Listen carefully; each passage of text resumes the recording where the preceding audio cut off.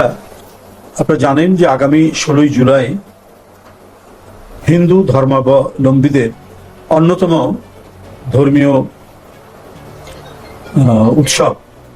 রথযাত্রা 16ই জুলাই, এবং রথযাত্রা শেষে উল্টো রথ হচ্ছে 24শে জুলাই। তো এই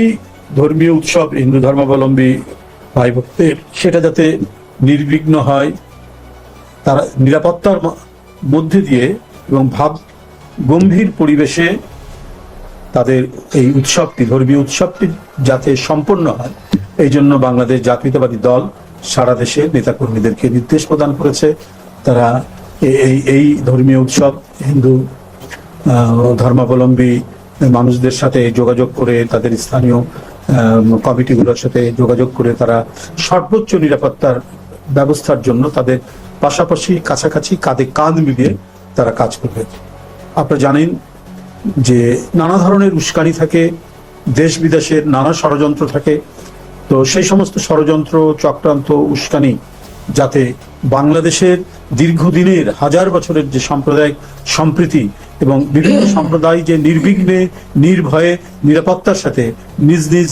ধর্ম পালন এবং তাদের যে ধর্মীয় উৎসব এটি পালন করে এসেছে, এই সুমহান ঐতিহ্যকে কেউ যাতে কলঙ্কিত না করতে পারে, এই কারণে বিএনপি শুরু থেকেই অন্যান্য ধর্মাবলম্বী যারা আছে, মুসলমানদের বাদ দিয়ে মুসলমানদের তো আছেই, এটা তো পরধর্মীয় সম্প্রদায়, কিন্তু অন্যান্য যারা সম্প্রদায় রয়েছেন, যারা হয়তো সংখ্যায় সংখ্যালঘু কিন্তু তারাও এদেশের নাগরিক, তাদের প্রত্যেকেরই জীবনযাপনের ক্ষেত্রে, তাদের নিজস্ব ধর্মীয় আচার আচরণের ক্ষেত্রে, উৎসব পূজা পার্বণের ক্ষেত্রে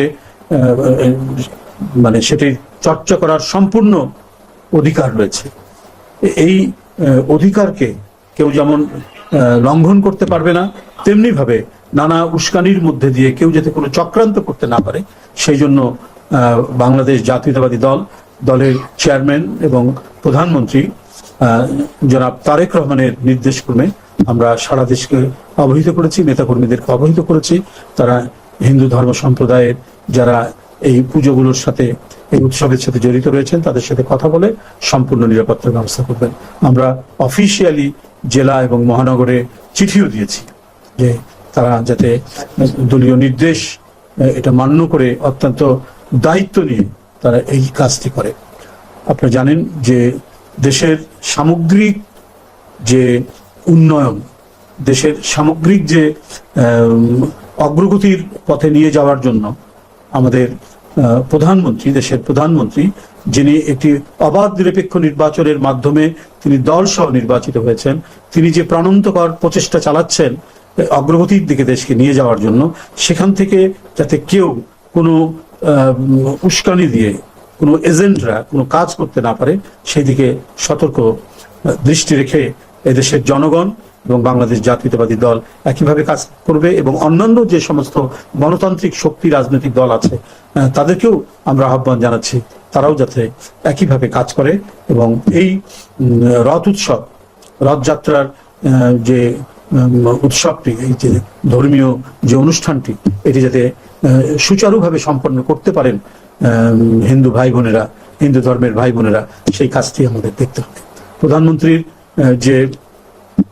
পদক্ষেপ,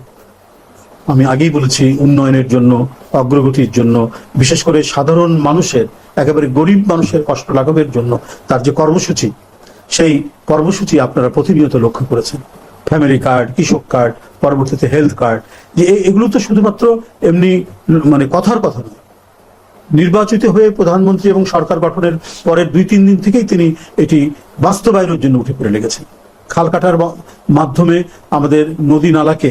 আরো বেশি প্রাণবন্ত, আরো বেশি সজীব করে তোলা। সজীব এই অর্থে,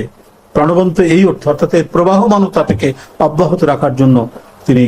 যে বর্ষা মৌসুমে, বন্যার সময় খালে পানি জমবে এবং শুকনো মৌসুমে এটা দিয়ে সেচ কাজ করা হবে, মৎস্য চাষ করা হবে। এই কারণেই তিনি এই বৃহৎ কর্মসূচি, যেটা তার বাবা নিয়েছিলেন, যেটা তার মা নিয়েছিলেন, সেটিকে নিষ্পন্ন করার জন্য, সেটিকে সুসম্পন্ন করার জন্য তিনি দিন রাত বাংলার এক প্রান্ত থেকে আরেক প্রান্তে তিনি ছুটে বেড়াচ্ছেন। পাশাপাশি আমি আবারও বলতে চাই যে তার যে এই কর্মসূচি, এই কর্মসূচিগুলো উনি ছুটে